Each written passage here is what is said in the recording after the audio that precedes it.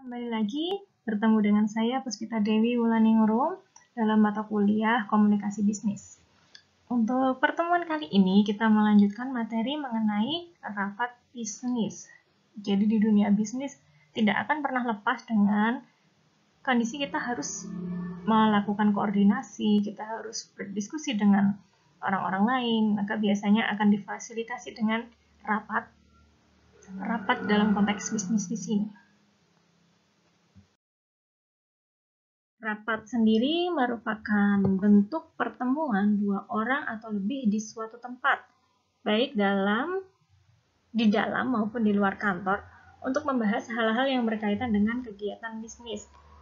Jadi untuk rapat ini pasti kondisinya antara dua orang atau lebih.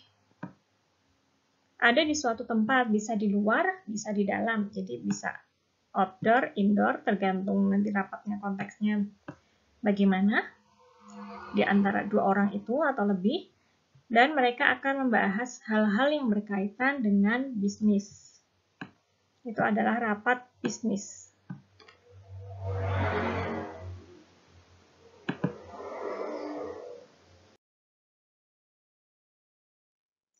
Bedanya antara rapat bisnis dengan rapat non-bisnis itu karena salah satu faktor yang membedakan rapat bisnis dan non-bisnis ini adalah yang jelas adalah tujuannya. Kita melakukan rapat itu beda tujuannya kan. Kita melakukan rapat pasti ada tujuan tertentu. Nah, rapat bisnis misalnya kita ada di perusahaan, kita akan membahas kegiatan-kegiatan mengenai bisnis perusahaan. Tapi ketika misalnya kita rapat organisasi, misalnya Himata misalnya, berarti nanti rapatnya mengenai organisasi kita berupa Himata, jadi beda tujuannya nanti. Yang dibahas yang satunya mengenai bisnis perusahaan, yang satunya mengenai Himata, tentu beda nanti arahannya, beda nanti bentuknya, beda juga nanti pembahasannya.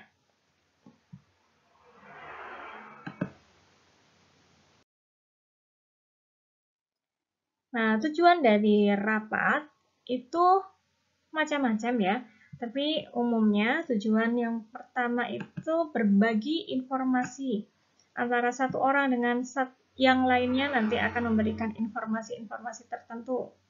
Misalnya kalau rapat bisnis nanti konteksnya ada perubahan harga di pasar, maka mungkin perlu dirapatkan, nanti berarti ada dari salah satu anggotanya menjelaskan apa perubahan pasar, apa yang terjadi di pasar, seperti itu. Saling berbagi informasi juga. Nanti yang bagian satunya nanti menjelaskan kondisi internalnya, misalnya nanti di situ akan terjadi pertukaran informasi. Yang kedua adalah penjajakan ide atau gagasan. Bisa jadi rapat itu untuk menentukan sesuatu hal yang baru, atau misalnya ingin melakukan inovasi terhadap produk yang akan dijual misalnya, nanti itu akan diadakan rapat untuk membahas sebaiknya nanti produk yang akan di launching selanjutnya seperti apa, dengan inovasi seperti apa, itu kan akan dipaparkan dalam rapat untuk menjajakan ide atau gagasan. Selanjutnya juga rapat bisa jadi untuk mengevaluasi ide atau gagasan. Setelah misalnya tadi rapat sudah menentukan, oh ini produknya, kita coba buat dan dijual misalnya, ternyata nanti ada kondisi-kondisi tertentu, misalnya pasar ternyata responnya baik atau buruk, nanti dievaluasi idenya tadi. Itu juga evaluasi, tidak bisa dievaluasi sendiri, pasti diadakan rapat untuk mengevaluasi produk tadi. Selanjutnya juga untuk pengambilan keputusan. Misalnya tadi kalau misalnya tadi produk sudah tentukan inovasinya, dijual, kemudian apakah mau dilanjutkan atau tidak, misalnya untuk mengambil keputusan ini juga tidak bisa dilakukan sendirian. Meskipun dia seorang pimpinan, tapi tidak bisa dia melakukannya sendirian. Pasti membutuhkan saran dari manajernya atau bawahannya bahkan. Nah, rapat biasanya diadakan juga untuk menentukan keputusan dari suatu perusahaan dengan kondisi bisnis mereka tersendiri. Selain itu juga rapat bisa diadakan untuk membuat dokumen-dokumen tertentu. Kita perlu misalnya rapat mengenai tadi misalnya produk, itu kan rapat tentunya ada tahapan-tahapan membuat produk. Itu kan juga setiap tahapan itu pasti dirapatkan dan harus didokumentasikan agar tahu nantinya progresnya seperti apa. Maka rapat ini pun bisa tujuannya untuk membuat dokumen nanti, record.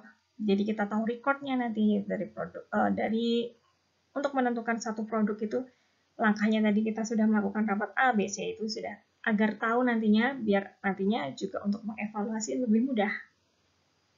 Selanjutnya juga bisa tujuannya itu untuk memberikan motivasi kepada peserta rapat, memberikan dukungan, dorongan misalnya ketika misalnya menghadapi kondisi tadi produk sudah dijual misalnya tapi ternyata penerimaan atau responnya kurang baik, maka nanti selain memberikan inovasi baru, di situ juga tetap memotivasi, jangan sampai para peserta rapat itu akhirnya down dengan produknya.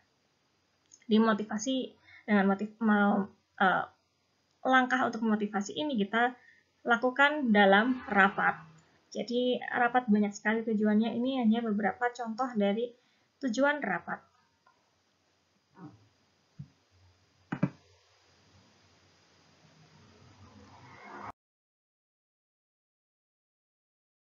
Selanjutnya, rapat itu juga ada banyak jenisnya. Ada rapat berupa pengarahan, jadi untuk briefing peserta misalnya, atau saat kita di suatu perusahaan menjadi manajer, kemudian kita merekrut anggota karyawan baru, nanti di situ kita memberikan briefing pengarahan, mereka bekerjanya seperti apa, itu juga dilakukan dalam rapat. Ada jenis rapat briefing namanya, ada juga rapat berupa rapat konsultasi, di sini rapat untuk mengkonsultasikan, mendiskusikan mengenai hal tertentu, misalnya bisa jadi misalnya konsultasi apakah produk ini sudah layak atau tidak, misalnya. Kemudian ada juga rapat komite nanti antara dewan-dewan pimpinan. Ada juga rapat dewan, itu juga isinya dari dewan-dewan, mereka mendiskusikan misalnya saham atau misalnya nanti keberlangsungan usahanya nanti misalnya akan berbeda arahannya, misalnya jika ingin mengubah haluan dari perusahaan, itu kan juga harus ada rapat dewan, rapat komite. Ada juga rapat berupa rapat negosiasi, misalnya antara si pemilik perusahaan dengan supplier, itu juga perlu diadakan rapat ketika misalnya ingin membuat kesepakatan mengenai harga barang yang dijual oleh supplier dan kerjasama ke depannya. Ada juga rapat informasional. Di sini rapat untuk memberikan informasi-informasi penting, dan ada juga rapat motivasional. Di sini rapat untuk memberikan motivasi terhadap pesertanya. Ada juga rapat partisipatif, di mana di rapat itu bukan hanya satu arah dari si pembicara saja, tapi nanti kita mengambil informasi, mengambil ide-ide dari para peserta dan berdiskusi semuanya nanti untuk mengambil satu keputusan. Itu rapat partisipatif. Untuk menjalankan suatu rapat, kita harus membuat rencana agar rapat itu berjalan efektif dan efisien. Untuk membuat rapat bisnis, langkah yang pertama kita tuh harus jika kita ingin membuat undangan, kita harus memperjelas, kita cantumkan tanggal, tempat, waktu mulai, dan waktu selesainya. Kemudian kita juga harus mencantumkan tujuan kita melakukan rapat itu apa. Kemudian topik-topik yang harus dibahas itu kita list, serta alokasikan waktu untuk setiap topik yang dibahas. Jadi tadi misalnya akan membahas 3 topik, maka misalnya waktu alokasinya 60 menit, nanti topik yang pertama 20 menit, topik kedua 20 menit, topik ketiga 20 menit lagi misalnya. Kemudian kita setelah menentukan itu, kita juga cari tahu dulu bahan-bahan yang akan dibagikan oleh peserta yang berkaitan dengan topik yang akan kita bahas. Yang selanjutnya, kemudian bahan-bahan rapat itu kita bagikan kepada setiap peserta. Paling tidak, itu sebenarnya paling baik seminggu sebelum rapat diadakan. Jadi mereka bisa mempelajari apa yang akan dibahas dalam rapat. Hal yang perlu dipersiapkan dan diperhatikan sebelum kita melakukan rapat bisnis itu yang pertama adalah undangan. Undangannya kita harus buat, kemudian waktu dan tempatnya juga kita sudah tentukan. Lamanya juga sudah kita rencanakan, siapa yang akan membawa acara, ketuanya siapa, jumlah pesertanya berapa, peserta yang diundang itu siapa saja, kita harus punya listnya. Orang yang akan membuka dan menutup rapat itu siapa saja, kemudian siapa yang akan menjadi narasumbernya juga kita tentukan. Waktu untuk narasumber, jika narasumbernya lebih dari satu, juga kita berikan alokasi waktu tertentu, kita harus buat alokasinya. Kita juga, kalau misalnya rapat lama, berarti kita perlu mengalokasikan waktu untuk istirahat. Jangan lupa ada presensi untuk peserta, agar kita tahu nantinya siapa saja yang hadir atau tidak hadir. Akomodasinya apa, kemudian kalau perlu kita mempersiapkan semua peralatan seperti sound system, komputer, LCD, dan fasilitas pendukung lainnya.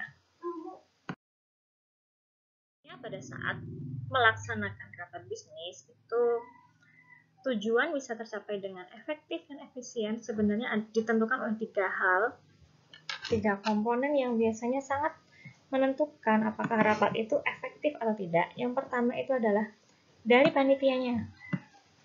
Apakah panitia itu siap dalam menyelenggarakan rapat?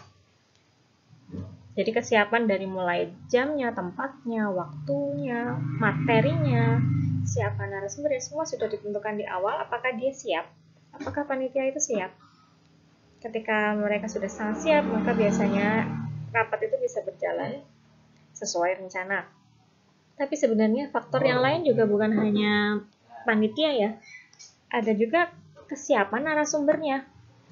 Karena narasumber ini adalah yang akan menyampaikan isi dari rapat bisnis, maka kesiapan narasumber ini menjadi hal yang penting juga untuk menentukan keefektifan rapat bisnis. Jadi si narasumber apakah benar-benar sudah menyiapkan materinya, menguasai materi, bahkan sampai mencari bukti-bukti dan bahan-bahan materi. Ketika narasumber sudah benar-benar matang dalam mempersiapkan materinya dan bahkan sampai melatih diri untuk presentasi misalnya, maka isi dari rapat itu biasanya akan tersampaikan dengan baik ke peserta. Tapi juga sebenarnya faktor bukan hanya sekedar panitia apakah sudah menyiapkan dengan baik fasilitas rapat, kemudian narasumber mampu memberikan materi yang baik, tapi juga yang ketiga, pesertanya pun juga menjadi faktor penentu apakah memang rapat ini bisa berjalan efektif, apakah tujuan dari rapat ini sudah benar-benar berjalan. Jadi kalau peserta itu kita sudah nyiapin, kita sebagai panitia sudah siapkan semua alat-alat, semua fasilitas, dan kemudian narasumber juga sudah sangat matang dalam materi, tapi ternyata pesertanya tidak datang atau pesertanya cuma sedikit, ya berarti nanti efektivitas tujuan dari materi tidak tersampaikan oleh peserta. Maka peserta pun menjadi faktor yang sangat penting untuk berjalannya efektivitas rapat bisnis, baik kehadirannya maupun keaktifan mereka dalam rapat. Mereka aktif berarti tandanya mereka mengikuti dengan baik rapat bisnis saat itu. Jadi 3 hal dalam pelaksanaan rapat bisnis agar efektif itu berarti kita harus mempersiapkan baik dari panitia, disiapkan dari narasumber, dan kesiapan juga dari peserta.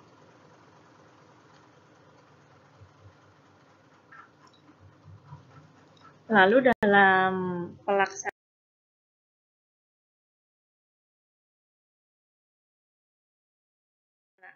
rapat bisnis itu biasanya tempat duduk itu juga menentukan pembahasan dari rapat bisnis. Jadi untuk tempat duduk ini biasanya disesuaikan dengan apa yang akan dibahas dan disesuaikan juga dengan pesertanya. Ada beberapa bentuk posisi tempat duduk yang biasanya digunakan dalam rapat bisnis. Yang pertama ada gaya persegi 4 atau boardroom style. Di sini susunan tempat duduknya itu berbentuk persegi 4 jadinya ya. Ini biasanya digunakan untuk rapat bisnis yang jumlah pesertanya relatif terbatas. Jadi orang akan, kalau persegi 4 kan berarti ada dua sisi, itu saling berhadapan.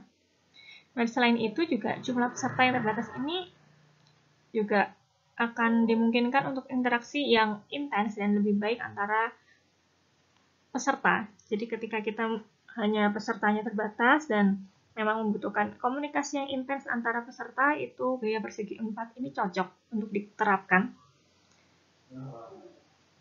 Karena memang berhadapan langsung dan jadi lebih fokus nantinya untuk memecahkan masalah-masalah tertentu dalam rapat tersebut ya.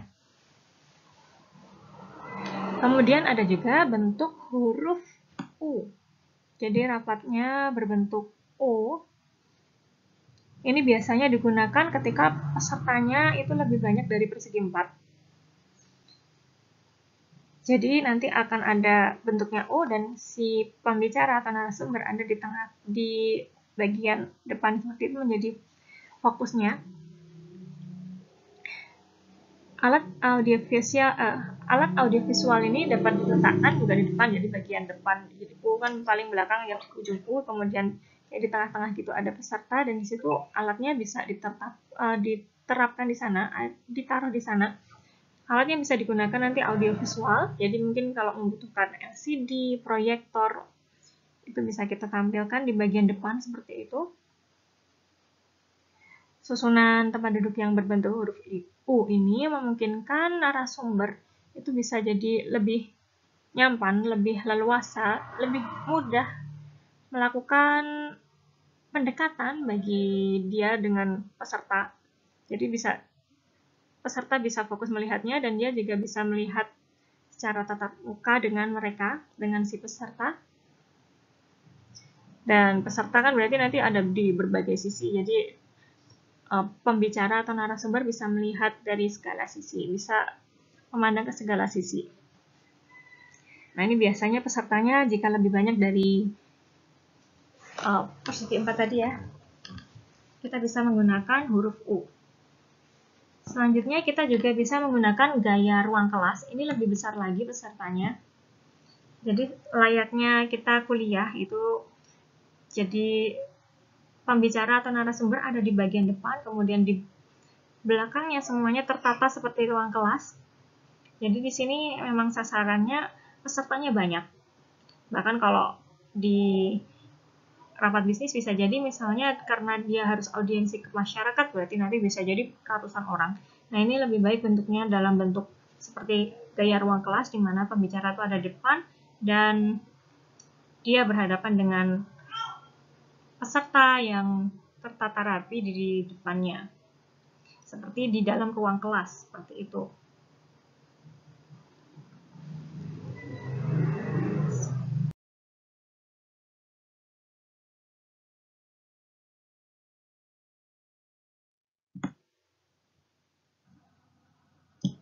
Ada gaya melingkar.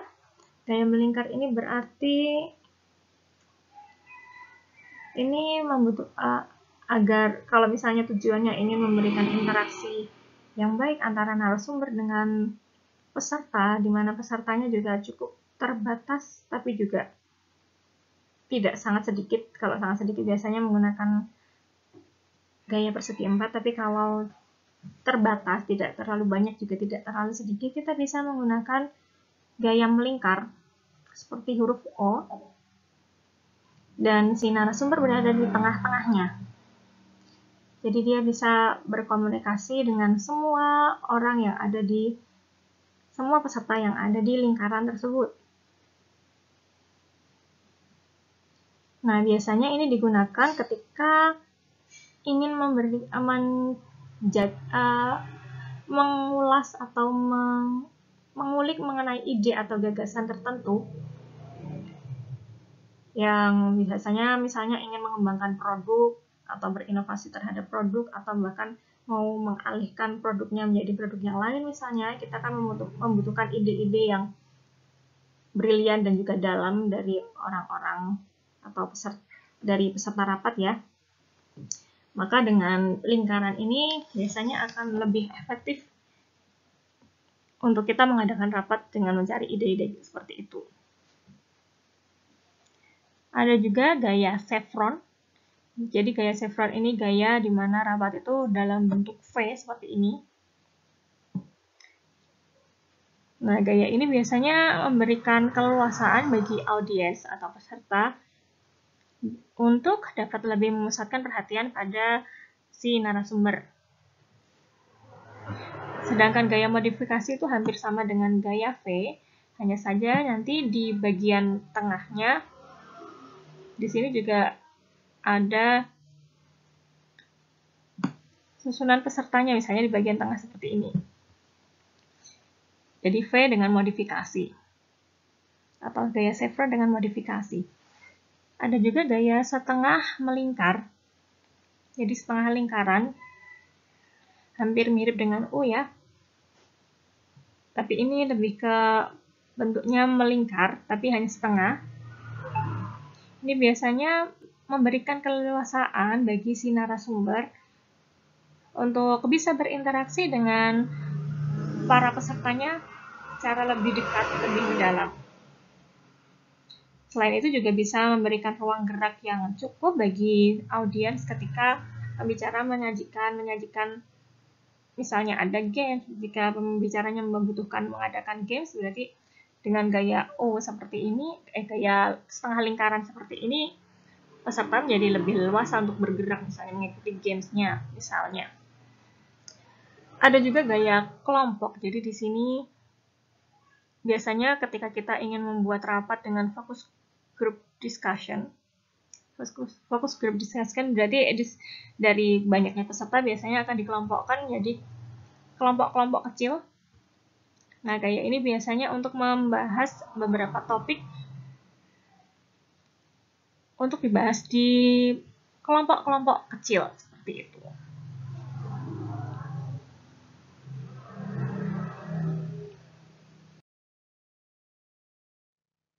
Nah, setelah kita melakukan perencanaan, kemudian kita melaksanakan rapat bisnis dengan mendesain sedemikian rupa rapat bisnis kita.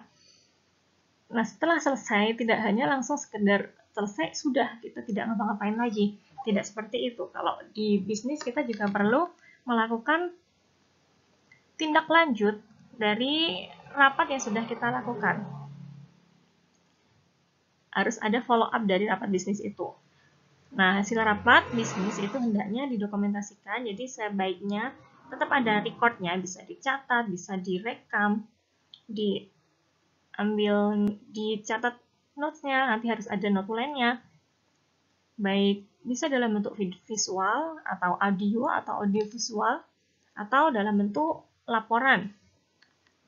Nah, setelah ada laporan juga perlu ada pengesahannya. Jadi pengesahan hasil rapat itu biasanya ditandatangani oleh pihak-pihak penyelenggara rapat yang berkepentingan dalam rapat bisnis.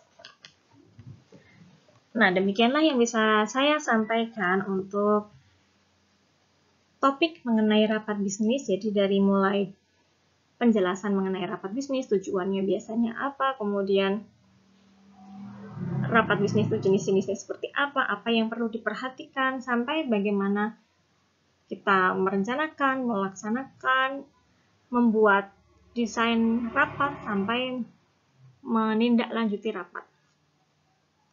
Semoga apa yang saya sampaikan ini bermanfaat. Sekian, wassalamualaikum warahmatullahi wabarakatuh.